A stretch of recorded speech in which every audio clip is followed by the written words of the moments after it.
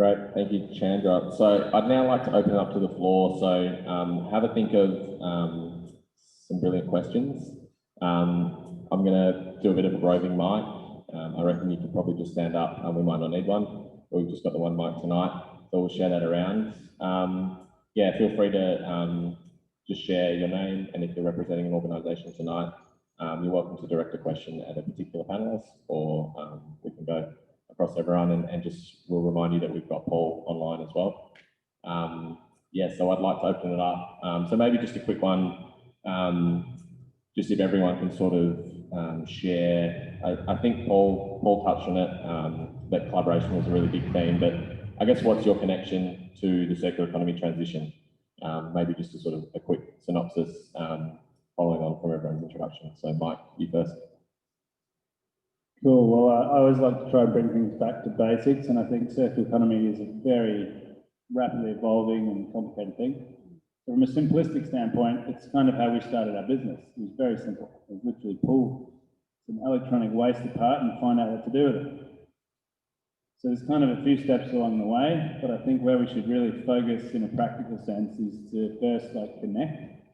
Because we've got these disparate sort of material streams flowing into landfill, for example, then if they're flowing into a hole, they're not connected anywhere, they're just going to the ground. But if we can find those connections, which is what we're here to do in a sense, is to connect, find where are those opportunities, and then after that connection is established, we can then begin to collaborate productively. But until we can find that tactile, tangible connection point for things to start to flow, then the collaboration stays in more of an idea space.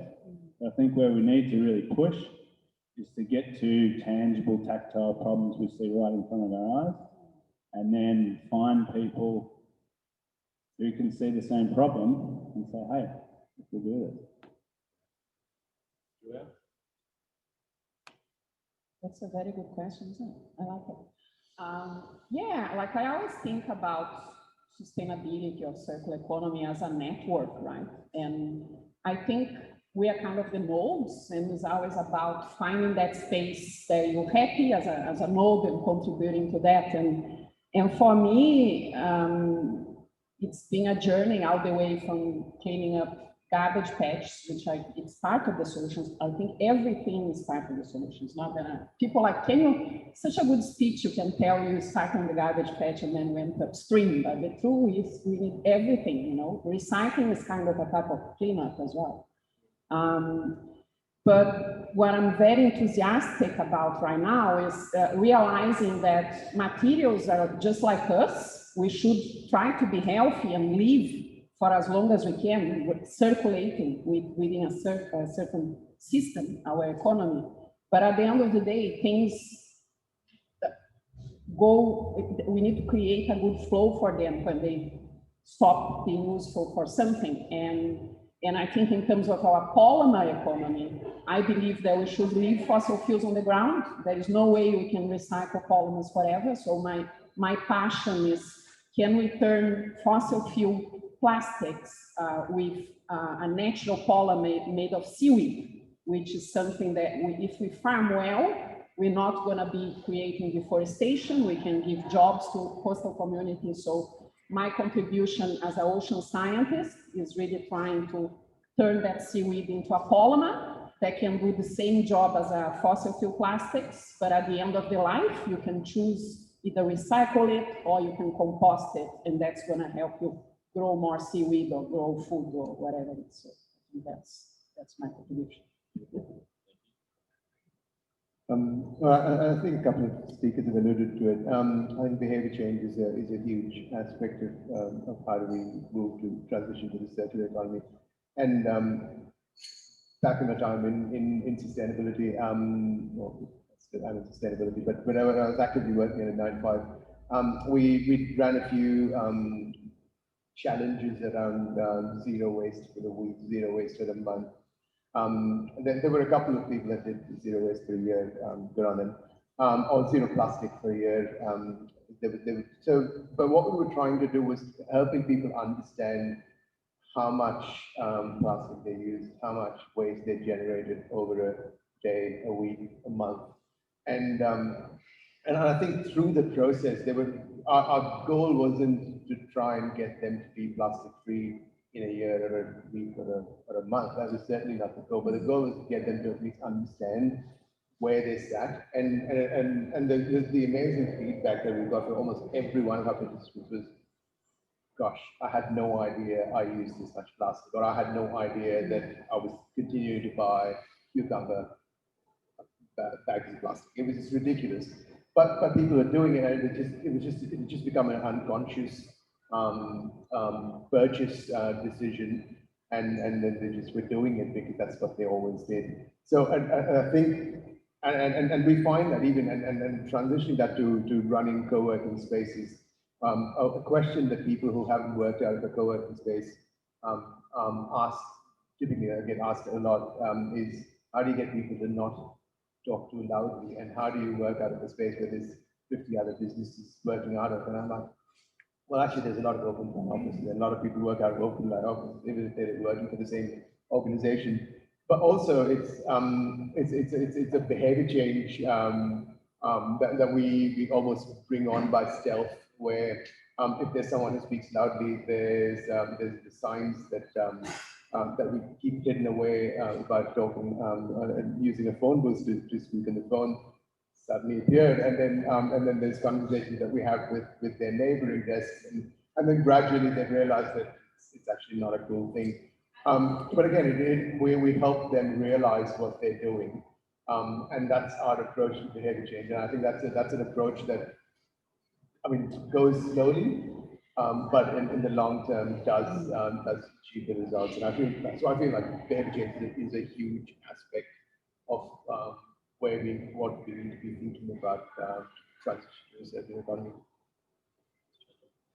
Absolutely. And aside from what I was going to say, I think if anything that this year has taught us is the extraordinary can become ordinary very quickly. And with the right conditions, we can foster very, very rapid behavior change.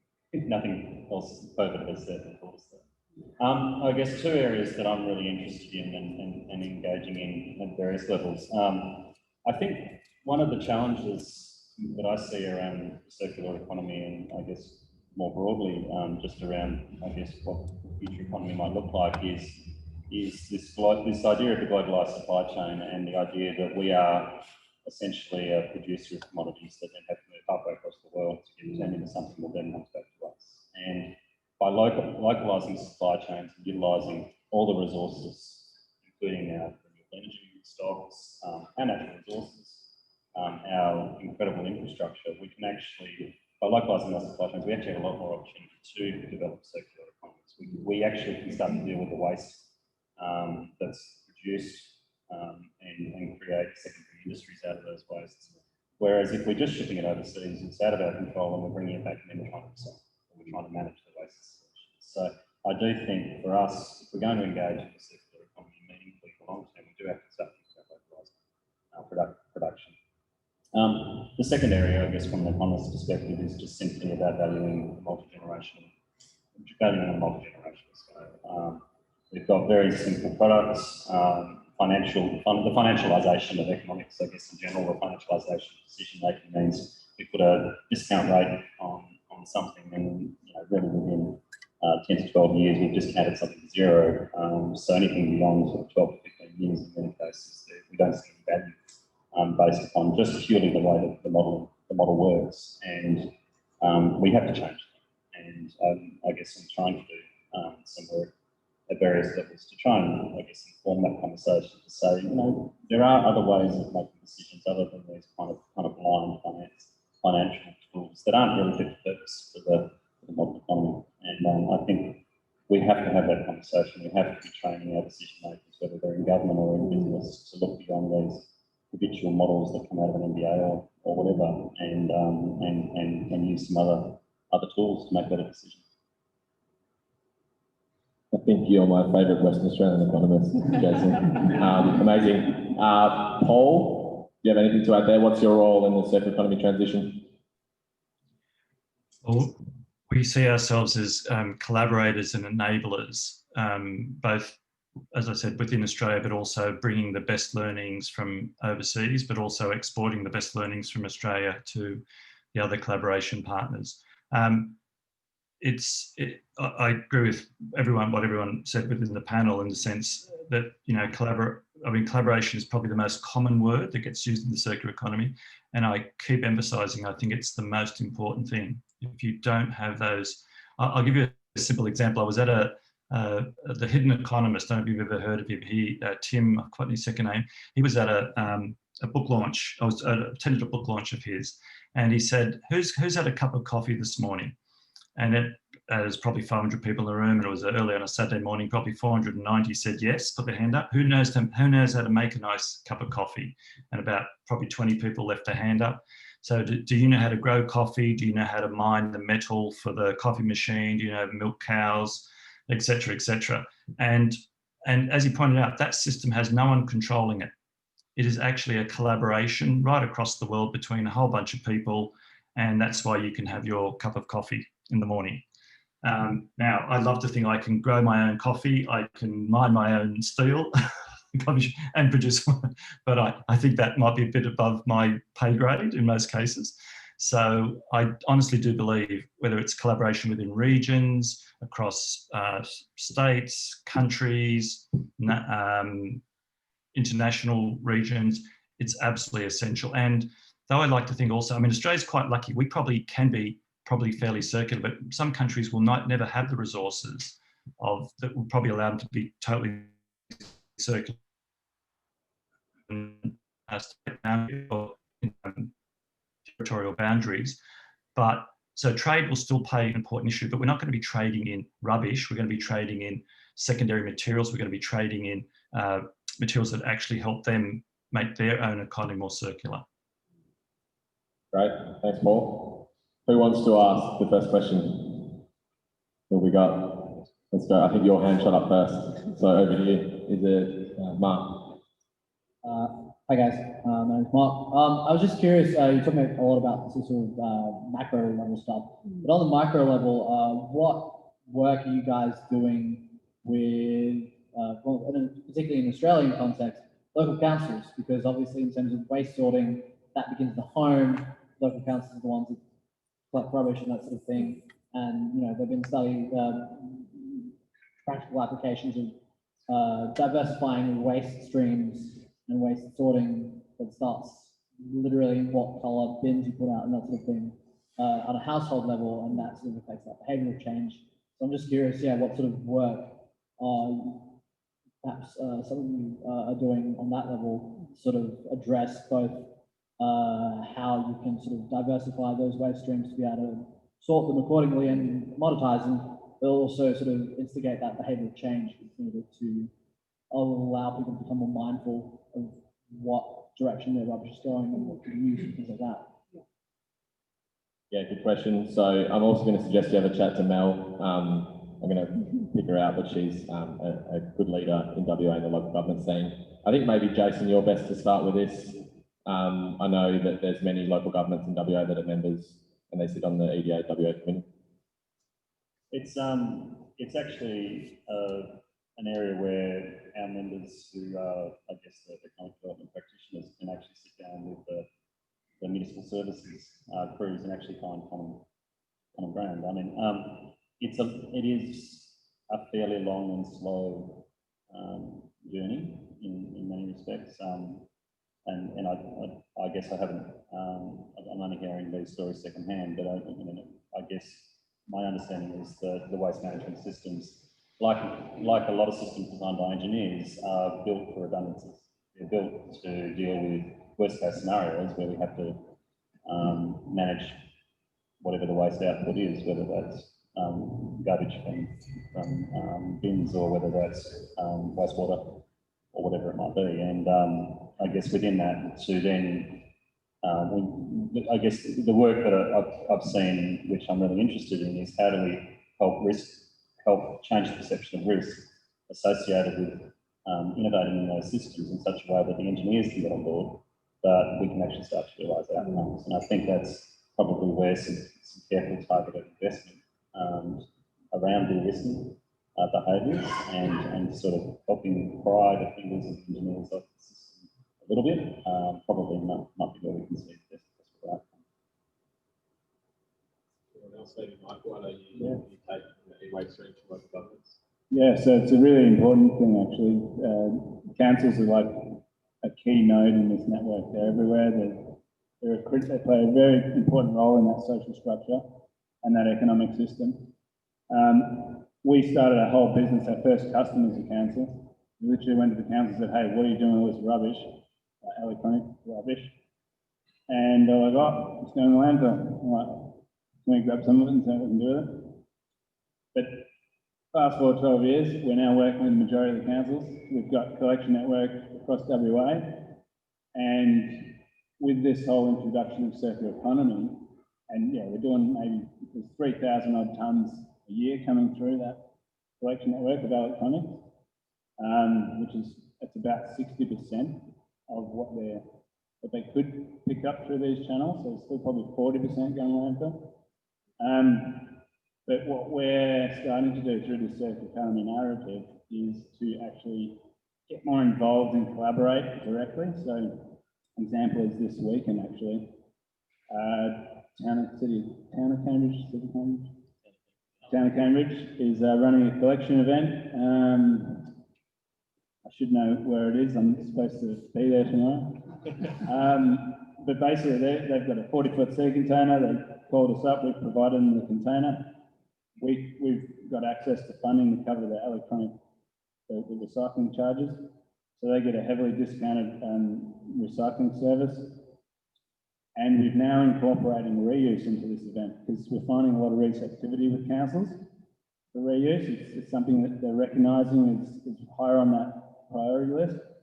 And but it's not so easy for people to just start doing things. So that's where I think it's important for this collaboration piece to come in. So very closely related to that, there was e-waste grants got announced. Minister Kelly doing a great job picking the ball forward there for electronic waste recycling. But through that, we've actually submitted a grant application, which hopefully will come through, to develop a community reuse centre, which will be like a mobile travelling reuse centre. So we can then sort of pilot with councils, and if it works, then we can, build that into the way they're doing things. So I see councils as a very important player. There's a lot of receptivity I find when we're talking with councils. We're touring them through our facility on a regular basis. So I think it's all about that education and connecting with people, and then just problem solving it together. Yeah, I'd love to get Chandra, because I know you're working with local government for innovation as well. It's an interesting one because I don't think it's a macro and a micro question with local government, because if rubbish bins don't get picked up on any given day when it's supposed to be picked up, there's thousands of dollars. I used to work with local governments a lot in Victoria and New South Wales on sustainability, and the biggest complaint issue was always bins, especially when they didn't get picked up. So councils are totally aware of what they need to be doing from a circular economy perspective, or at least they know what the end goal is. They might not know the steps, or they're still working out the steps, but they definitely know what the end goal is.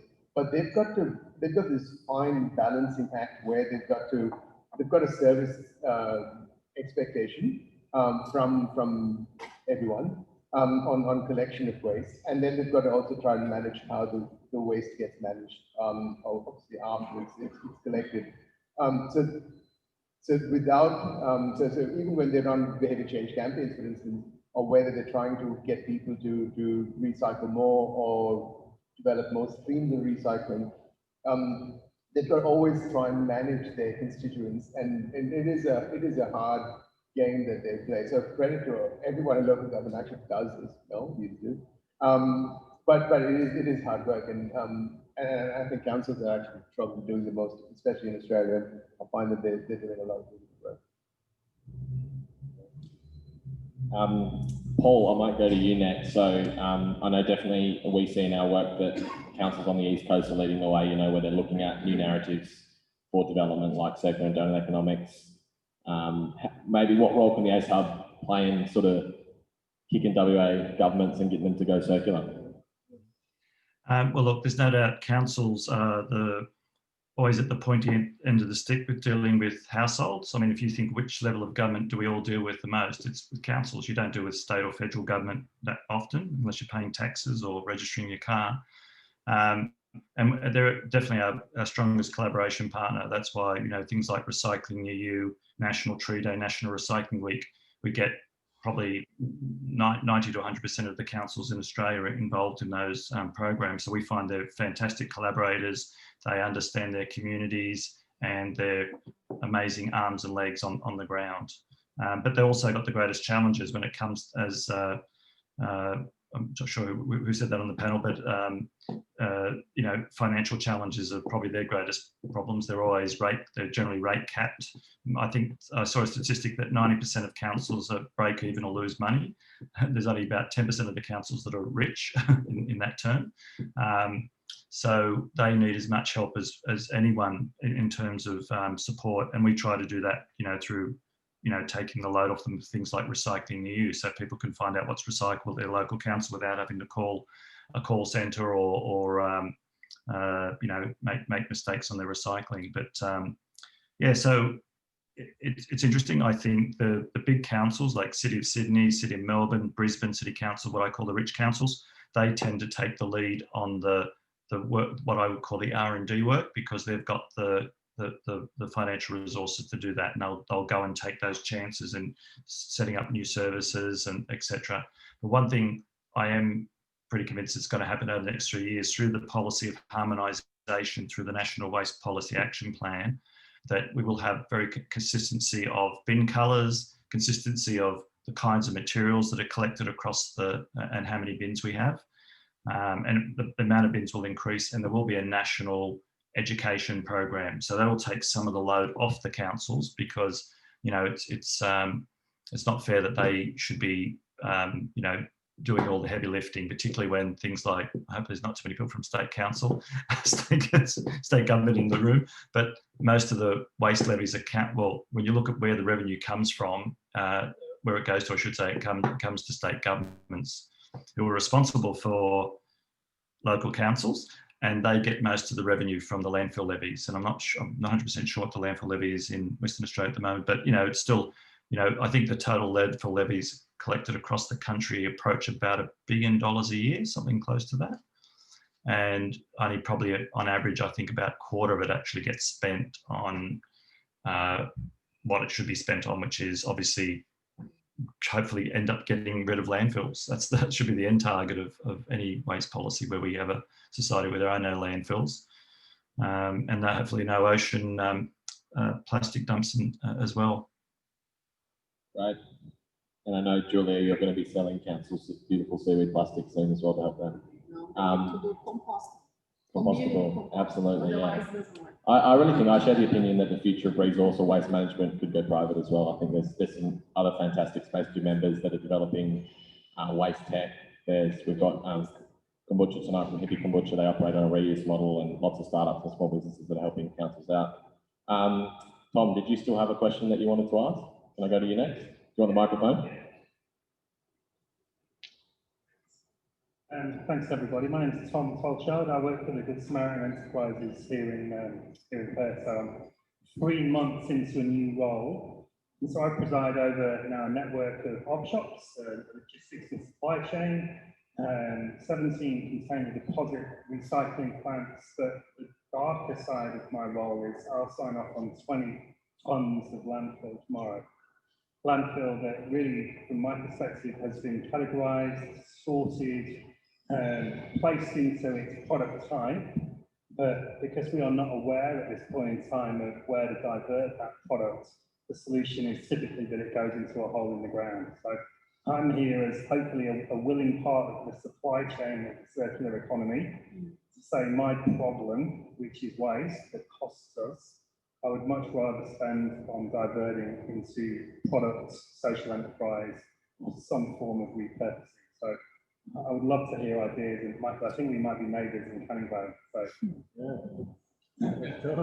Thanks very much, and thank you to the Hellenic guys as well for coming out and giving me my first taste of what's possible with what we previously deemed as waste. Great, thanks, Tom. So I like to call Tom Mr. Good. He kindly gave us a tour the other day, and I'd maybe add to that as well. Let's design waste out in the first place and look at innovating upstream as well. We have lots of conversations where everyone's like, oh, well, we import it in, it comes from elsewhere. It's, we just have to deal with it at the end of its life. I think there's absolutely an opportunity. The container deposit scheme was launched on the 1st of October. That's sort of changing the whole game, driving a lot of good behaviour change, adding a little bit too much complexity that we need to sort through, but opening up the playing field. Yeah, let's go. I don't think there was there any anyone wanted to answer that? We might just try and get through a few good questions and get through from some of the floor. Yeah. Hi, Dean here. Thank you to the panel so far for sharing your thoughts. I just wanted to hear your thoughts on the relationship between energy and the circular economy. A nice, concise question. I love that. Who wants to go first? Energy, circular economy. Michael? Oh, Paul? I think funded up power. Go on, Paul, first. Well, as I said before, you can't have a circular economy if it's not underpinned by circular energy or renewable energy. That's just a given, because at the moment, a lot of our energy is one-way energy. We're just digging it out of the ground, burning it, creating carbon pollution, and it's gone. And it takes hundreds of millions of years to form.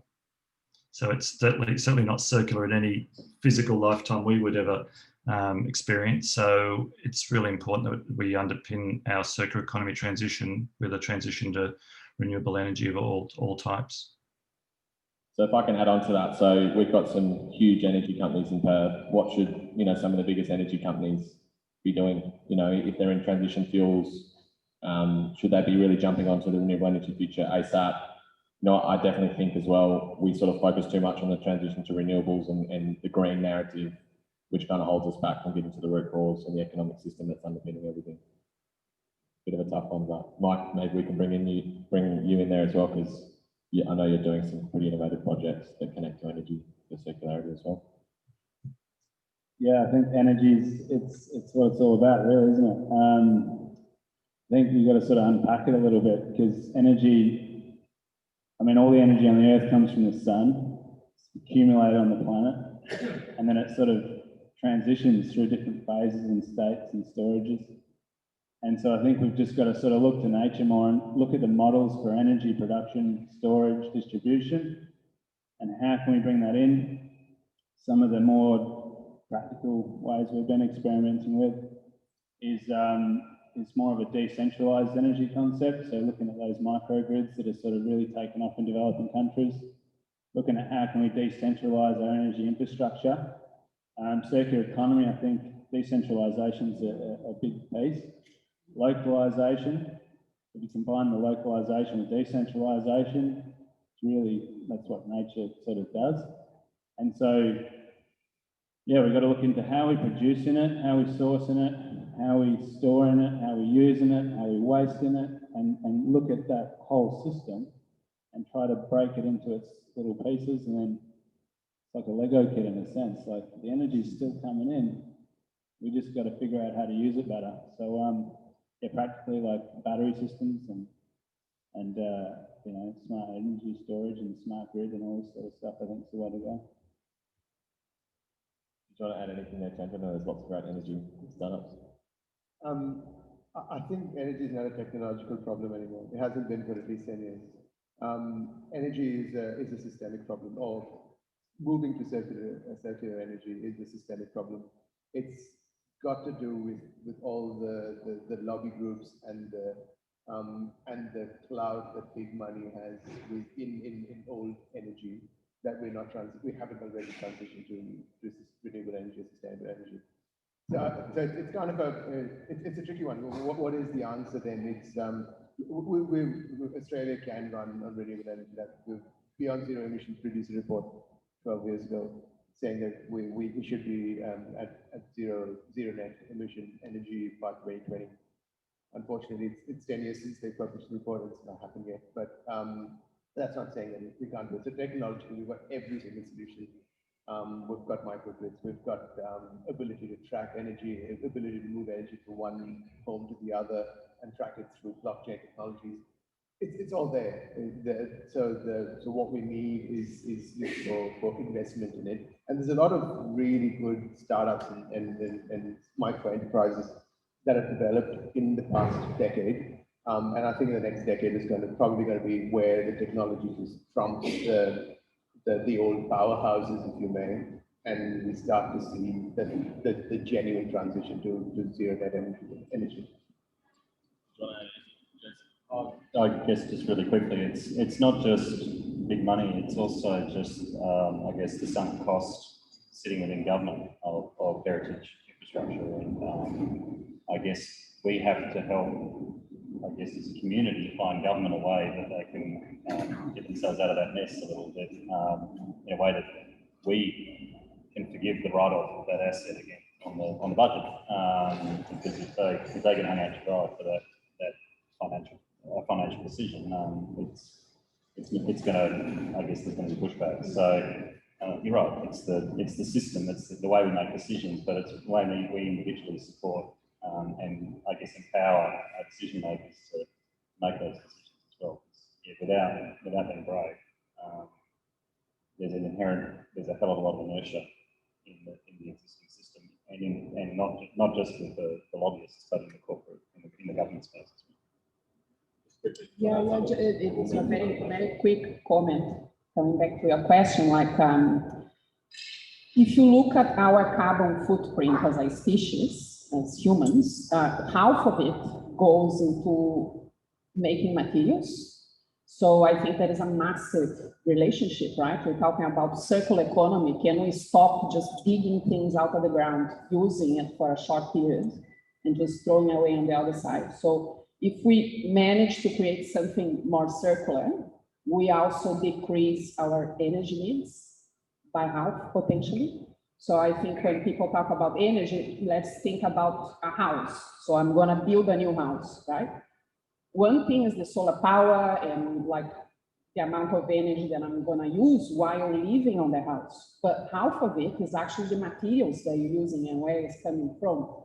So I think us as a circular economy community here, we have a massive role on also tackling the climate crisis by just making things more cost effective and thinking about our feedstocks, thinking about how we can use it better, and then how we bring it back to nature or keep it circulating if it's a mineral. Sorry, Mark, I'm going to cut you off. Let's go to another question. Ronnie, I'm going to pick on you. I stopped quite a while ago when Paul was talking about 80% comes from the collaboration bit. And a lot of the problems we seem to be facing are not so much working it out, but working through it. And when we observe human nature, I'm interested in whether people sense a change in us, whether we're evolving, and what qualities are required in human beings from the experience that the panel seen or felt. There's a good question. Who wants to start?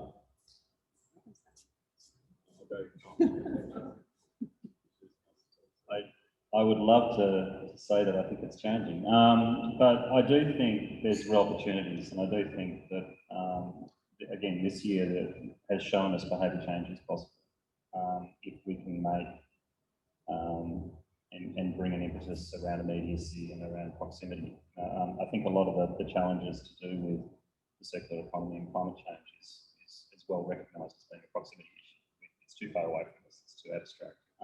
Whereas when it's a virus and when it's something that's going to potentially impact upon us very personally, it's something that we're prepared to do something about.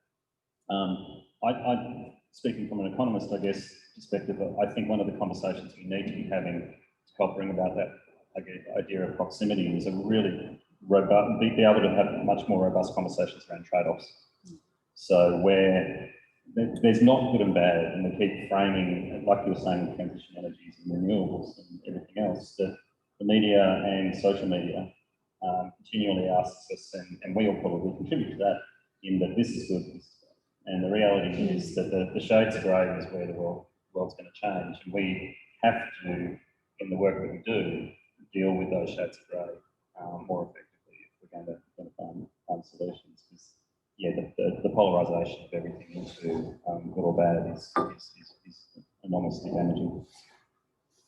I totally agree with that. And if we've seen what we've seen in the past 10 years of American life and American politics, that's the microcosm of what's happening around the world. So it's probably going to take a bit more effort to shift that moving of people to one end of the spectrum and the other. I think I have a more optimistic thing. Yeah. Yeah, like I'm also a scientist, and I love teaching teenagers and kids. And I think if you look, even like say the case you spoke about, the voting, right? But if I speak that into an Instagram and I look at what millennials are doing, things will get better. And I think as businesses, we need to jump into that sustainability train, because if you look at the generations that are coming, I see it where I'm coming from in Brazil. I see when I go to Indonesia, I think people are eager to work together, to collaborate, and to change things around them. And I see that change coming, and I hope that everybody sees that on time for us to change the game and leave a better world for the kids, because I think the feeling is there on the new generation. They are not yet the CEOs, so it's the 50 years old males that are still there, but the new generation is coming, and I see a change, and I think we should change now, because they deserve to have a future that they can work on and bring that circular economy and that renewable energy on time for us to survive as a species, because the climate crisis is quite a concerning one. So. But I am an optimist, and I love to work with kids because I see that on their eyes. Change is coming. Yeah, thanks, Mike. We'll go Mike and Paul quite quickly. Just what do you think? What qualities are required in a leader, a systemic leader, I think, to sort of paraphrase? Systemic leader, yeah. I think it's the focus on the next generations, the up and comings. But I think qualities of the leader, I think lead by example, probably. What about in your experience, like the resilience that's been required to be a pioneer over 12 years, through from working with you, I've seen. Yeah, that's some of the stuff you've overcome. Yeah, persistence.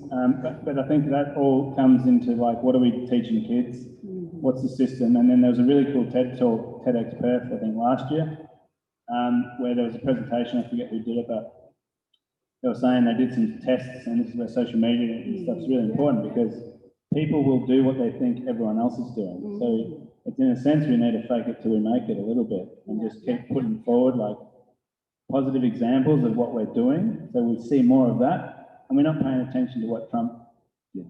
We're literally going, here's the cool stuff, and we've got to put more positive examples of what's actually going on in front of everyone, and then it's easier for people to feel like, hey, I'm going to do that too. And Paul, how about you and your journey as a leader in Australia? Well, I'm more optimistic than ever.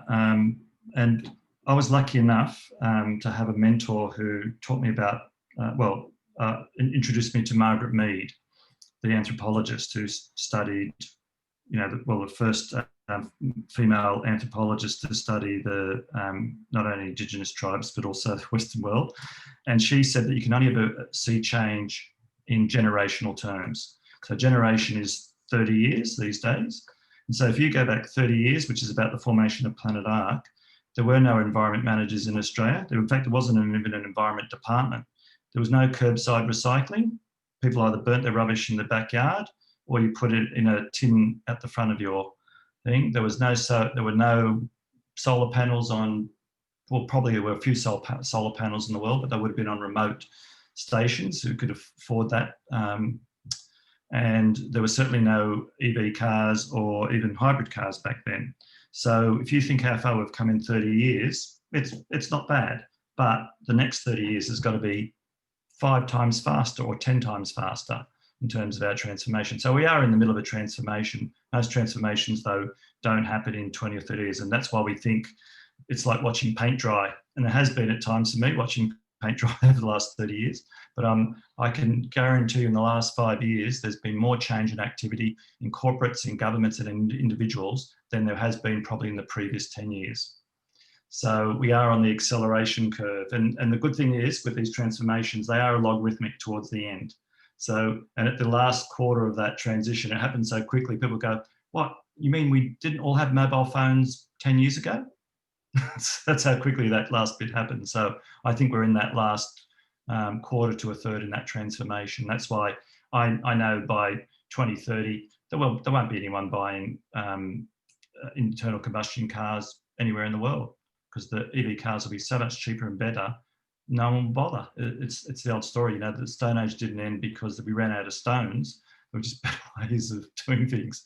So, yeah, so whether it's renewables, whether it's bioplastics, all those technologies are now, I can see them coming into mainstream, which, you know, 20 years ago, I was introduced to a lot of those things and I'm thinking, God, these are so expensive and so hard to make and not as good as the current technology. Now they're actually superior and they get in many cases becoming cheaper, and they'll continue to accelerate over the next decade.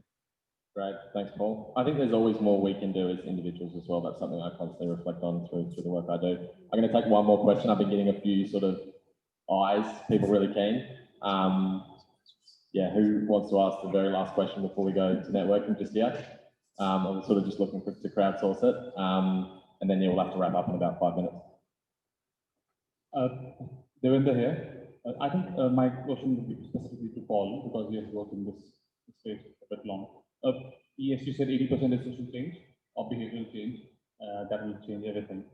What are the activities happening from a legal angle or legislation angle, from the government point of view, which will enforce change? Because we don't have enough time. Climate change is on the door. So how much time do we have? We don't know. But we know that a bit less. And is there anything happening from a government point of view, which is legislative, or are there any documents which are being referred or frameworks being created around circular economy? Yes, there are stuff around waste and energy and other verticals, but is there an overarching strategy on circular economy? Is anybody pushing onto it? Is there any lobby which is working on it? Could you just speak about it? There is any. Yeah, good question. So policy and legislation to drive circularity in Australia, Paul. Okay, so currently there is a policy in New South Wales and Victoria, very middly high level. The National Waste Policy Review, I push very hard for it to be changed into a circular economy policy. The compromise position is it's a national waste policy incorporating circular economy principles. If you tend, so I did my best, but I was outnumbered. But there is very strong interest. And the good thing is when you get some of these waste policies, they actually force circular economy thinking. So you think of the waste bans that are coming into force over the legislation has been passed in Parliament now. So those waste bans for glass, plastics, fibre, etc. They're going to force more circular economy thinking in Australia because we can't send it anywhere else. It's going to be dealt with in our boundaries. The product stewardship legislation, again, that's going to make companies think I can't put products out into the market unless I'm going to be involved in their end of life recovery. So, you know, I'm not saying that any of these are perfect, but there's more legislative activity in this space because of things like the China National Sword Policy and the War on Waste than there has been, I'd say, in the previous decade or more. So in the last couple of years, and some of those things do take time to, you know, get implemented because, you know, even after you get a policy drafted and passed, it's still got to go through all the, you know, the funding requirements and things like that. But it's so that's on that side of things. I think we're getting along, you know, getting along that track. But I'd love to see a national circular economy policy. I'm part of a group presenting at a thing next Monday, which is the first time all the states and federal government bureaucrats who are involved in circular economy are going to present what they've done so far. And our role within that is, along with New South Wales Circular, is to really get them to collaborate and work together to make sure the policies are aligned and to, again, bring back that concept of actually creating a circular economy policy for Australia, which all the states would feed into, so we can get that commonality of purpose. Great. can I maybe get from one of the other panelists on a WA context, better policy, maybe not just in the circular economy context, but just in general, better policy and legislation, because I've seen, good and enabling, even in the innovation scene, but also inhibiting policy and legislation. Even some stuff around materials has come out in the last 6 to 12 months. Maybe Jason or Chandra. Probably not my area, but I guess the one area where there may be opportunity is the local procurement work, and that's been accelerated quite significantly with COVID. I can't think of a local government that hasn't had a renewed focus on local procurement within its local government, and likewise we obviously have the state government really strengthening its local procurement policies. So I would hope that there's opportunities for the circular economy in that space. Alrighty, so I'm going to ask just a really quick closing question. So we've all had a pretty big year. I know I'm definitely looking forward to a bit of a break. This is sort of one of our big culminating events for 2020. We will have a panel discussion next Tuesday morning as part of West Tech Fest, hearing from more entrepreneurs like Julia. Rob White from Hippie Kombucha will be featured there and telling the story around starting a circular food company and a few others. So please do join us there. One last closing remark. So what's everyone most excited about 2021? Can be in the context of circular economy, can just be about life. What are you most excited about in 15 words or less? Or even one word would be ideal, but.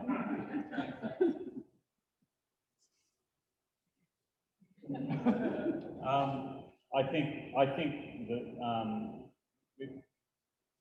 we've been talking a fair bit about recovery not probably being the right word, but reset. And I hope, my great hope is that 2021 is the year we reset. That it's not about going, that we kind of put aside the idea that we're going back to the way we were, but that this sort of pause has given us the opportunity to think about where we want to go. And now we start to see some real momentum towards change. Yeah, I think I'm with Jason there. I think new normal has become like the word or the phrase of the year. And it's interesting that people are now talking about the new normal as the next wave, as the next thing that we do, rather than how do we go back to doing things the way that we did them in 2019. Everyone's thinking about how do we do things differently. We're seeing that in workplaces, and we're seeing that in the way people care about wellness in their lives, and we're seeing that in the way that people think about other people and other members of the community. I think the optimism I see I think is I see a lot more kindness. And I think that's a really important step as well in understanding how we move forward. I think so there's definitely really positive signs for 2021. Mine reply is going to be quite individualist, I guess, but I'm very excited that, I'll be working full time on my startup. And the first thing that we're going to do is a foil drive trip throughout the WA coast, because there are thousands of seaweed species in our coast. Like Australia is very lucky in terms of seaweed resource. And we're going to be collecting seaweed to measure the amount of sugar they have, because sugar is the main ingredient if you want to make biopolymers. So it's going to be a very fun trip and lots of exploration, which is what I'm passionate about as a scientist. So that's what I'm looking for. Yeah, I guess for us, it's just another story. Another year in this journey, but I would say it's just that next major focus for us is to transition from being a recycling company to actually being like a life cycle company.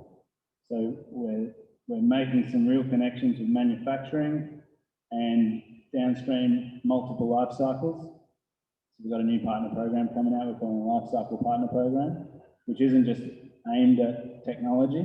We're starting with tech, but we hope that concept can move forward. So that's exciting, total green.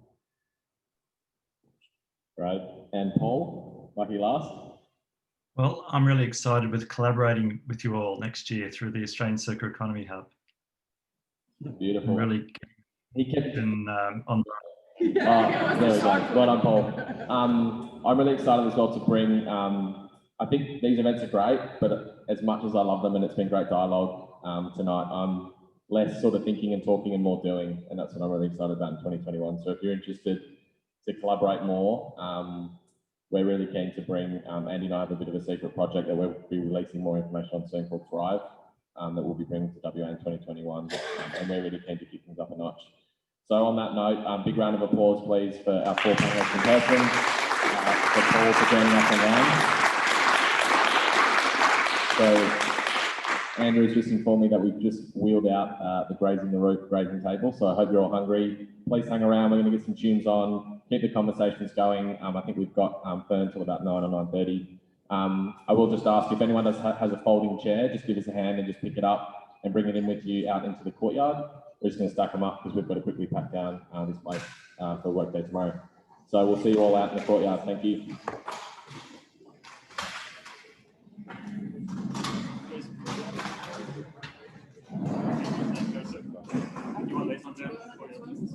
Yeah.